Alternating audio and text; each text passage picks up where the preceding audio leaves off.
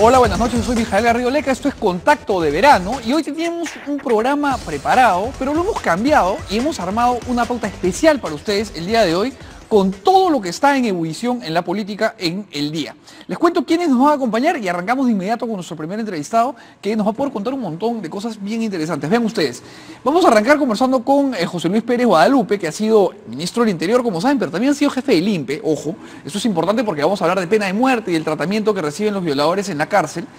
Luego vamos a conversar con Francisco de Belaunde y con Nancy Arellano sobre la situación en Venezuela.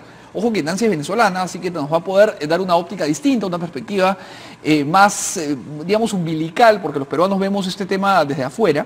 Y finalmente vamos a hablar con el economista Diego Macera sobre el decreto de urgencia 003 y sobre cómo demonios recalentamos nuestra economía, porque la calle está cada vez más dura. Pero bueno, ya tienen ustedes el menú servido, arrancamos con lo que nos compete y es que le damos la bienvenida al doctor Pérez Guadalupe, quien le agradecemos por supuesto por haber venido y entramos de frente al tema, doctor. Muchas gracias, Mijael. Muchísimas gracias a usted. Se ha empezado a proponer la pena de muerte para violadores. Entonces arranco con la primera pregunta. ¿Está usted de acuerdo con esa propuesta? Mire, el tema en sí, la violación y lo que ha sucedido con esta niña totalmente lamentable, funesto, me gustaría decirte que sí funciona y hay que aplicarla, pero no es verdad. O sea, en ninguna parte del mundo se ha comprobado empíricamente que la pena de muerte va a prevenir o inhibir a los violadores a que cometan sus actos. Es más, no existe una receta mágica en la cual podamos decir, o un decreto ley, o subir las penas como para decir que vamos a prevenir. O sea, no hay una correlación entre la pena de muerte y la disminución en la comisión del acto de violación. Digamos, no hay evidencia empírica que haga ese correlato que tú estás preguntando, ni aquí, ni en la China, ni en ninguna parte. Ahora, el argumento de varios de quienes se han alzado con este argumento y con esta propuesta no pasa necesariamente por esta correlación. Creo que pasa por un tema más bien de decir que si el fin último del sistema penitenciario, que usted conoce muy bien, es resocializar al reo, hay gente que, según dicen, claramente no se puede resocializar. Entonces ya, ¿para qué vamos a mantener en prisión con nuestros impuestos dándole de comer a alguien que ha cometido un acto, como usted ha dicho, grotesco? Y bajo esa óptica, pues la pena de muerte sería una alternativa. Yo no estoy de acuerdo, pero le pregunto... No, yo personalmente y por convicción religiosa no estoy de acuerdo con la pena de muerte, pero independientemente de eso, más allá de los principios que cada uno puede inclusive disentir de lo que yo pienso, la pregunta es si sirve para algo, nos ayuda a algo, y esos argumentos prácticos que planteas, ¿por qué vamos a dar de comer y alimentar? O cuál es el sentido de la pena, pero igual se plantearía también para la cadena perpetua, ¿no? Si nunca va a salir, ¿para qué lo mantenemos? Entonces, yo entiendo perfectamente, y todos los que somos padres entendemos, ese sentimiento que nos nace frente a un hecho pues, totalmente execrable como el que acaba de suceder, y cualquier tema de violación de menores y violación en general.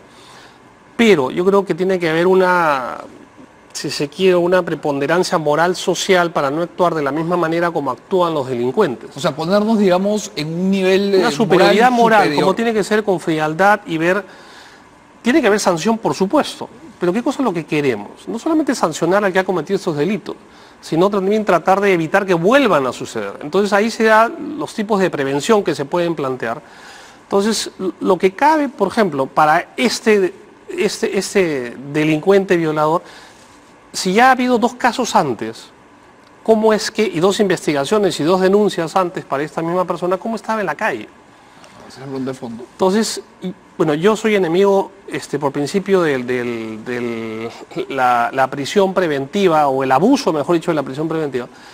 Pero yo creo que en estos casos y en otros casos graves, por ejemplo, creo que ahí tenemos que ir al extremo como garantía social frente a denuncias de este tipo, plantear prisión preventiva inmediatamente. Para que no haya cada día que estos están en la calle, es riesgo para la sociedad. Y la sociedad tiene no solamente el derecho, sino el deber de protegerse. ¿No? Eso ahora, está en este programa hemos debatido en varias oportunidades sobre la prisión preventiva y lo que hemos dicho, y cuando me ha tocado opinar lo he dicho, es que la prisión preventiva se está desnaturalizando y se está abusando. Y hemos recordado que en el Perú se puede aplicar la prisión preventiva por 3 argumentos, ¿no?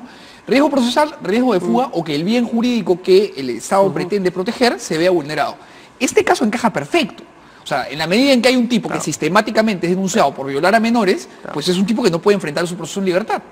Totalmente de acuerdo, y eso tendría que ser un consenso de los jueces en primer lugar. Para casos de este tipo, no darles libertad inmediatamente, sino para garantizar, para proteger a la sociedad con personas, como ya hemos visto esto, que lamentablemente siguen un patrón y gran número de ellos vuelven a reincidir.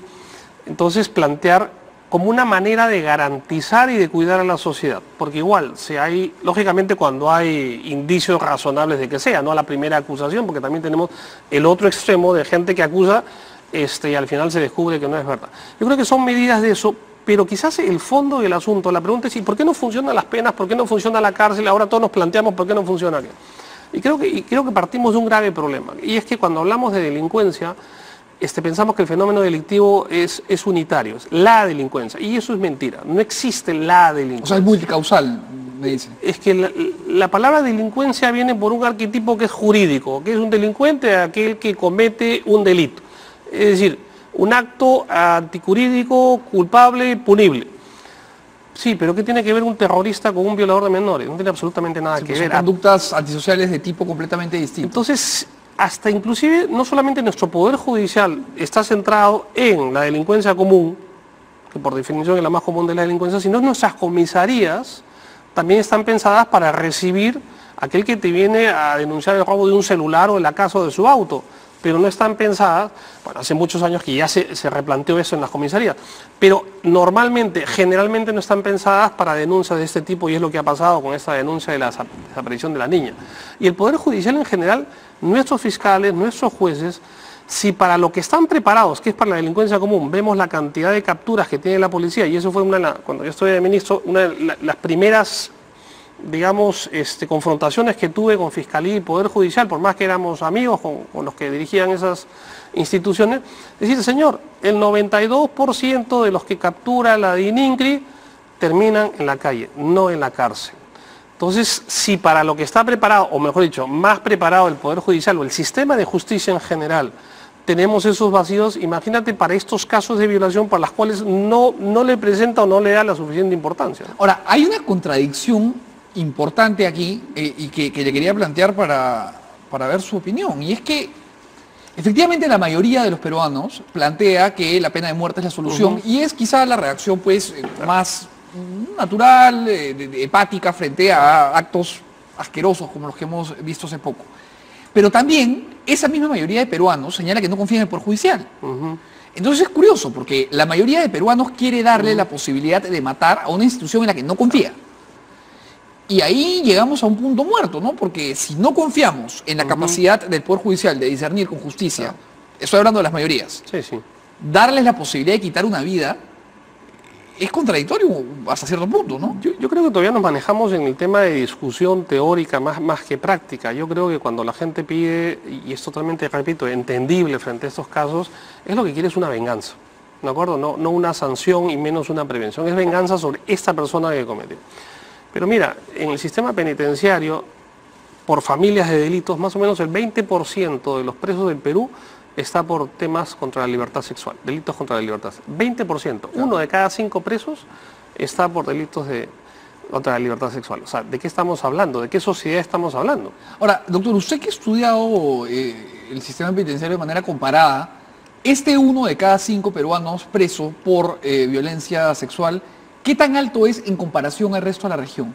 Creo que es el más alto, quizá Bolivia, pero no estoy seguro, y si no es el más alto. O sea, estamos pésimos en esto. Pésimos, y eso refleja también una sociedad enferma, ¿no? O sea, una sociedad que se maneja bajo esos índices, y eso que estamos hablando otra vez del tema de la cifra negra, de aquellos que denuncian. Y que terminan presos. Exactamente, que terminan presos. Es decir, es que no hay una medida, como ahora veo que lanzan ideas y todo lo demás, sí, pero no existe una receta o una medida, en general para el tema de la delincuencia, menos aún para un tipo de delincuencia que no estamos hablando inclusive de subculturas delictivas. No existe una subcultura del violador de menores, son entre comillas lobos solitarios, trabajan solos, algunos tienen una red de pornografía infantil, pero la mayoría son solos. Y el 80% de las violaciones se dan inclusive por personas conocidas de la víctima, y gran mayoría de ellos dentro del entorno familiar. Entonces no estamos hablando de bandas o subcultura delictiva que hay que atacar o prevenir, como quiera, sino un fenómeno muchísimo más insertado en la sociedad. Endógeno. O sea, endógeno es parte de... Que la inteligencia no digamos, frente a problemas delincuenciales mayores, lo que suele plantearse es la prevención a través de inteligencia, ¿no? Sí. Infiltrar, prevenir y atacar a los puntos neurálgicos. Aquí no se puede hacer nada de eso. Ahí plantearíamos, yo me quedo con el enfoque de la CAF cuando habla de la propensión criminógena y de la exposición criminógena. O sea, tienes personas que tienen propensión a, digamos, no cumplir las reglas, a no tener el autocontrol y qué sé yo, y en este caso estas personas son clarísimas, los violadores, pero también tienes la exposición criminógena. Es decir, si tienes una sociedad que se cuida, si tienes una cultura del cuidado, como hay en otros países, lógicamente va a reducir la posibilidad de que estas personas que tienen esas tendencias puedan actuar. Ahora, parte del tema es lógicamente que funcione todo el sistema de justicia, desde la comisaría, desde la fiscalía, el poder judicial. Porque cuando llega el INPE es el final de la cadena, o sea, es cuando ya no hay nada que hacer. O sea, para guardarlo. Guardarlo, y en este caso, el tema de guardarlo es justamente sacarlo de la sociedad y proteger a la sociedad de un agresor inminente. Es decir, el ladrón va a cometer sus delitos y también es una manera de reservarlo, pero este es un ofensor, un victimario potencial inmediato, que va más allá de lo que quiere, pero no son inimputables. Yo quiero decir que no estamos hablando de enfermos mentales, sin imputabilidad, no. Son muy conscientes de lo que hacen, lamentablemente, y ya los patrones que hemos visto en este caso de seguimiento, de que no es la primera vez y todo lo demás, y el descaro con lo que también se manifiesta, vemos que tenemos la obligación de cuidarnos, pero sobre todo, no solamente ver el tema del agresor, sino el tema de las posibles víctimas. Claro, y hay que tener alrededor. Y hay que tener justamente medidas diferentes, ¿no? Doctor, el ministro Romero ha dado unas declaraciones planteando un primer paso hacia una posible solución. Las escuchamos y las comentamos. A la alerta Amber. Esa alerta ya llevada a cabo en varios países, especialmente en Centroamérica, donde apenas tengamos la denuncia en la comisaría, en este caso en nuestro país, inmediatamente se ponga en alerta a todos nuestros conciudadanos. Yo creo que esta alerta es la que va a poder comprometer también a toda la sociedad en general. Que colaboren, que contribuyan, que la seguridad es de todos nosotros, no solamente es de algunas instituciones del Estado. ¿Qué tan viable ve la efectividad o la eficiencia de esta alerta Amber? Mira, lo que ha planteado el ministro me parece bien como medida, pero no puede ser una medida aislada, tiene que haber todo un contexto social de plantear esto. Por ejemplo, ahora que escuchaba de que todos los que están requisitoriados, que ya lógicamente con búsqueda y captura, que se haga público, porque la gente no sabe quizás que el que tiene al costado, el vecino, o al que contrata, ¿no? O al que contrata, por ejemplo, está. Y sí funciona. Tú recordarás que durante mi gestión iniciamos el programa de recompensas. Y dentro de los que se capturaron en ese momento, te acordarás del monstruo de Cajamarca, que le llamamos. Entonces, además, la productora de ese programa siguió de cerca el caso, no recuerdo muy bien. Y se le pudo capturar justamente por el programa de recompensas. Es decir, y es más, claro, había un estímulo económico y una persona cercana a él fue el que denunció. Entonces, cuanto más medidas tomemos, lo que plantea ahora el ministro de Interior Romero, nos conocemos muchísimo, el general Romero, un excelente general, plantea esto sí, pero que esté concatenado con todas estas otras estrategias, porque ya la policía, vuelvo otra vez, lo captura y el fiscal o no acusa, o si acusa después el juez. Yo entiendo el tema del garantismo judicial, que me parece bien, pero en este tipo de casos, en este tipo de delitos, con la posibilidad o la potencialidad de una alta lesividad a las víctimas, yo creo que, repito, yo no estoy a favor del abuso de la prisión preventiva, pero en estos casos, como una medida preventiva, cuando hay, lógicamente, indicios razonables, tendría que aplicarse inmediatamente y los jueces ser muchísimos más acuciosos, pensando en que las víctimas muchas veces es difícil denunciar. O sea, sale a la luz cuando tenemos estos casos.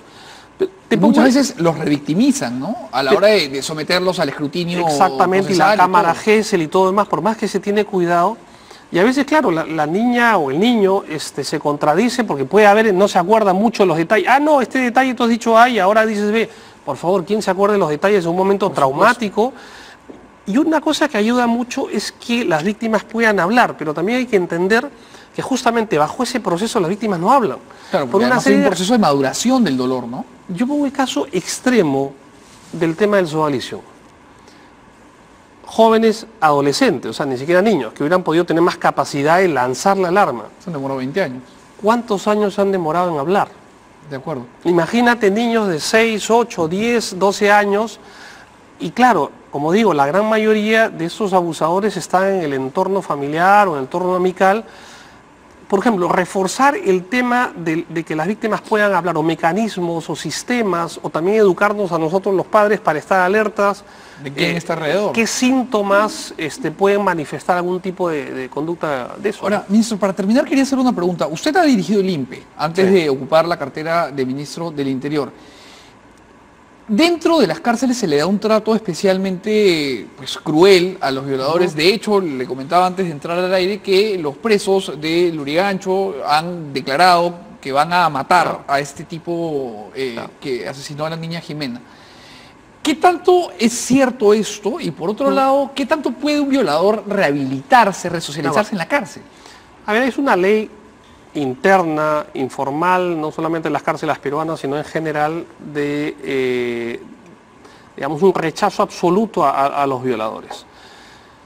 Felizmente, porque tenemos que ver criterios de humanidad, o sea, no se trata de mandarlos a la cárcel para que los maten, por más que a veces nos nacen las ganas de venganza. Y hay que protegerlos y hay que cuidarlos, por eso que se les aísla. En Lurigancho hay un pabellón entero de sentenciados o acusados de violación de menor, y en los otros penales también se les separa. Pero recordamos en el caso 2002, 2 personas que violaron a una niña y la mataron, los dejaron, claro, bajo un criterio muy general, los mandaron a Castro Castro y no duraron ni 15 minutos en un pabellón.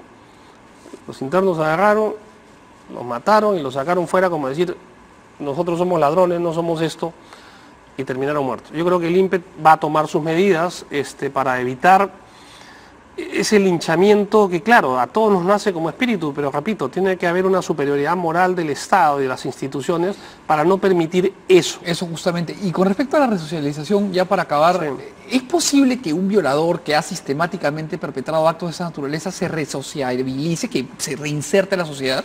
Lo que pasa es que no está desocializado, entonces no se puede resocializar. Por eso digo, no podemos generalizar la delincuencia como si fuese un solo fenómeno. Ahí hay un tema personal, concreto, que hay que trabajar. Y nosotros teníamos en el INPE un programa de rehabilitación de agresores sexuales, que funcionaba muy bien dentro del Lurigancho. Claro, pero de los 1000 agresores sexuales que habían, el programa llegaba a 100. Y habría que ver en todo caso la eficacia de ese programa, porque solamente lo puedes validar una vez que sale. Salen de la cárcel, claro. Entonces, que no es fácil, no es para nada fácil. Se tiene que trabajar con él, con la persona, con el victimario, pero también con el entorno de las posibles víctimas, para evitar esa conexión. O sea, no ¿Y hay apoyo psicológico, por ejemplo? Sí, pero siempre es muy carente el número de psicólogos dentro del INPE. En mi época había uno para cada 600, mejoramos a uno para cada 300, pero igual es ínfimo. Y más aún, este tipo de agresores, que son agresores sexuales que necesitan muchísimo más terapia, muchísimo más tratamiento. Pero en todo caso, si se le llega a comprobar, las penas tienen que ser altas. Yo he escuchado que eran 8 años, no creo que sean 8 años para violación de menores de niños, es absurdo. Tienen que ser penas altas en el sentido también, le digo, como la manera en que la sociedad se defiende de un potencial agresor, que ya lo hizo una vez y es altamente probable que lo vuelva a cometer. Bien, ministro, muchísimas gracias por venir a conversar con nosotros. Además, me ha dejado el exministro su libro, que voy a leer y les comentaré qué tal está, que tiene que ver con la penetración de los evangélicos en América Latina, tema que conversamos cuando veíamos la visita del Papa.